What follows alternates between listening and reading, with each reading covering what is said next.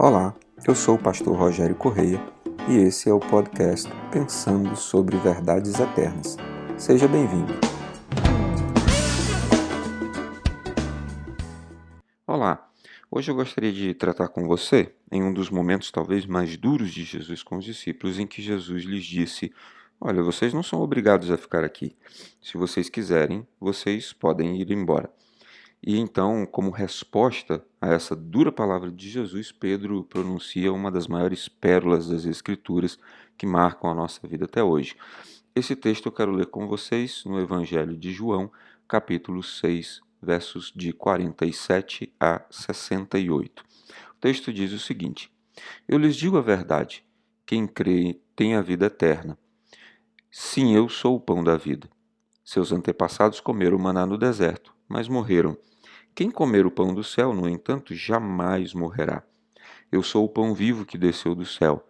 Quem comer deste pão, viverá para sempre, e este pão que eu oferecerei para que o mundo viva é a minha carne. Então os judeus começaram a discutir entre si a respeito do que ele queria dizer. Como pode esse homem nos dar sua carne para comer? Perguntavam. Então Jesus disse novamente: Eu lhes digo a verdade, se vocês não comerem a carne do Filho do Homem e não beberem o seu sangue, não terão vida em si mesmos. Mas quem comer minha carne e beber meu sangue terá a vida eterna, e eu o ressuscitarei no último dia. Pois minha carne é verdadeira comida, meu sangue é verdadeira bebida. Quem come minha carne e bebe meu sangue permanece em mim, e eu nele. Eu vivo por causa do Pai, que vive e me enviou. Da mesma forma, quem se alimenta de mim viverá por minha causa. Eu sou o verdadeiro pão que desceu do céu. Seus antepassados comeram maná e morreram. Quem come este pão não morrerá, mas viverá para sempre. Ele disse essas coisas quando ensinava na sinagoga de Cafarnaum. Muitos de seus discípulos disseram: Sua mensagem é dura. Quem é capaz de aceitá-la? Jesus, sabendo que seus discípulos reclamavam, disse: Isso os ofende? Então, o que pensarão se virem o Filho do Homem subir ao céu onde estava antes? Somente o Espírito dá vida. A natureza humana não realiza coisa alguma. E as palavras que eu lhes disse são espírito e vida. Mas alguns de vocês não creem em mim. Pois Jesus sabia desde o princípio quem não acreditava nele e quem iria traí-lo. E acrescentou: Por isso eu disse que ninguém pode vir a mim, a menos que o Pai o dê a mim. Nesse momento, muitos de seus discípulos se afastaram dele e o abandonaram. Então Jesus se voltou para os 12 e perguntou: Vocês também vão embora? Simão Pedro respondeu: Senhor, para quem iremos?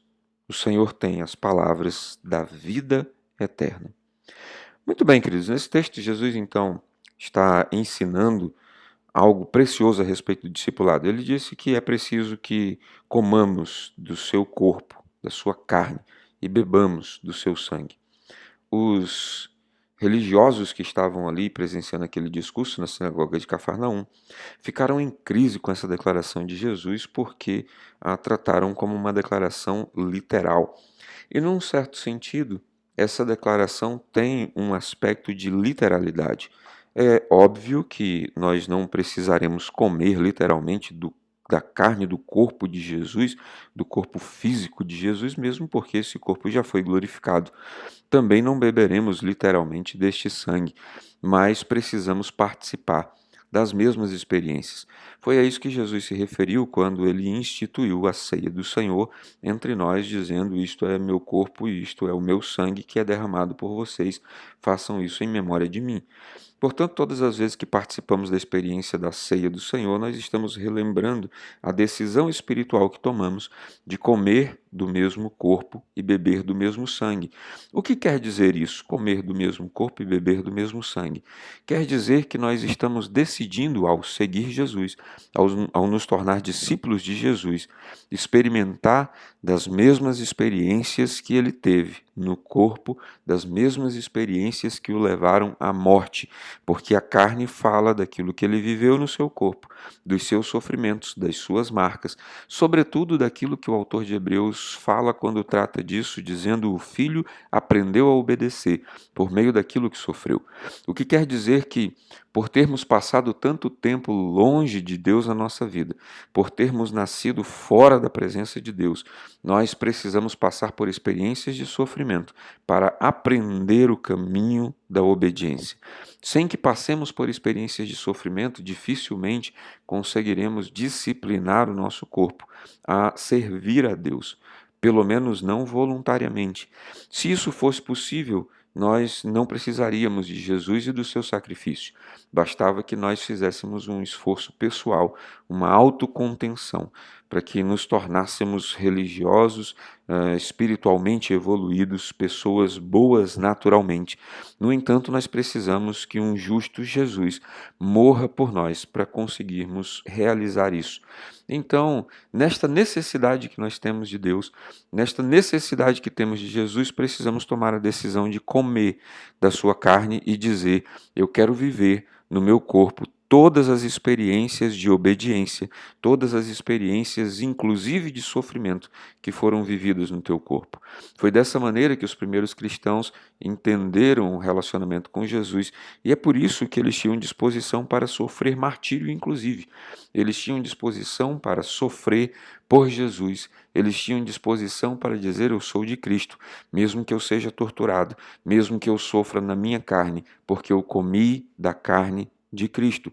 Comer da carne de Cristo, queridos, não é simplesmente viver uma vida maravilhosa aqui na terra, mas é ser alertado todos os dias de que nós teremos experiências negativas.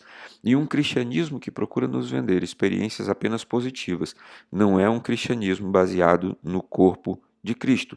No corpo de Cristo, as experiências negativas aconteceram e aconteceram aos montes. As perdas aconteceram, as mortes aconteceram, o sofrimento aconteceu. A autoimposição de sofrimentos para aprender a obedecer aconteceram, porque Jesus precisou sofrer para poder obedecer. Também precisamos beber do seu sangue, que é o único que nos traz salvação. E o sangue fala de uma única e exclusiva coisa. Em todo o Antigo Testamento, entrando pelo Novo Testamento, o sangue simboliza a vida. Todas as vezes que alguém menciona sangue, sobretudo da parte de Deus, está se falando de uma vida que é derramada, de uma vida que se perde. Com Jesus foi do mesmo jeito. Jesus precisou perder a sua vida. É por isso que Paulo diz que nós, por amor a ele, somos entregues à morte. Todo dia Jesus diz a mesma coisa, somos entregues à morte, ou seremos entregues todos os dias como ovelhas que estão indo a um matadouro. Paulo diz que nós precisamos ter a experiência da morte todos os dias. Inclusive, é sobre isso que ele diz quando menciona que somos mais do que vencedores por meio daquele que nos amou. Somos mais do que vencedores, porque mesmo que alguém nos tire a vida, nós já vencemos, porque recebemos a vida eterna de Cristo Jesus. Eu queria, com estas palavras hoje, convidar você mais uma vez à experiência do discipulado.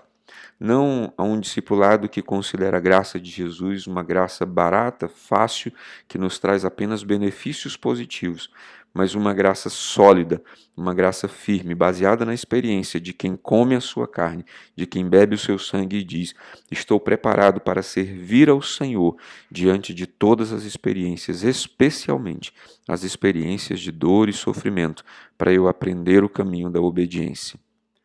Convido você a fazer parte do discipulado. Vem com a gente.